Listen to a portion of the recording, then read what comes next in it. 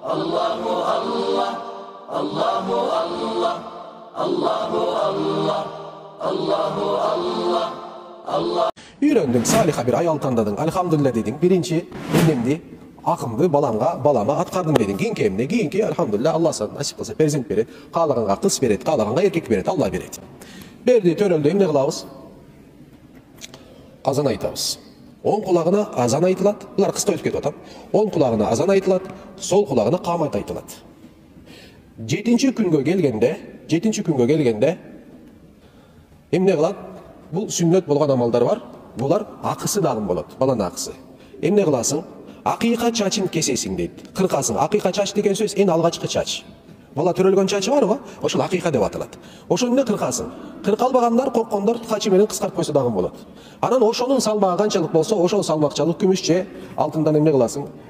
Садака бересиң. Кийин атын коесуң. Буга дагы өзүнчө токтолом, ат маселеси да, түшүнүктүүбү? Ысым маселеси да. Атын коесуң. Анан бизде салтка айланып кеткен акыйка курмандыгы болот. Туугандар, кээ бирөө айтат, бул сүннөт дегендер бар. Акыйка курмандыгы. Биздин мазхабыбызда, Ханафи мазхабында эң туура көз караш сүннөт болуп эсептелбейт. Сүннөт амал эмес, мустахаб болгон амал. Кээ бир алымдар мубах деп дагы айткан. Мубах деген сөздүн мааниси кылсаң да сообу жок, кылбасаң да күнөөсү жок деген сөз. Мустахаб деген сөз заиф хадистер менен, өтө слабый хадистер менен келген амалдар, алымдар ошону кабыл алып туруп кылалы деген бир чечимге келгенде мустахаб болуп дагы, кылсаң сооптуу болот. А сүннөт деген башка бир маселе. Биздин мазхабта бул сүннөт катары каралбайт, акыйка курмандыгы.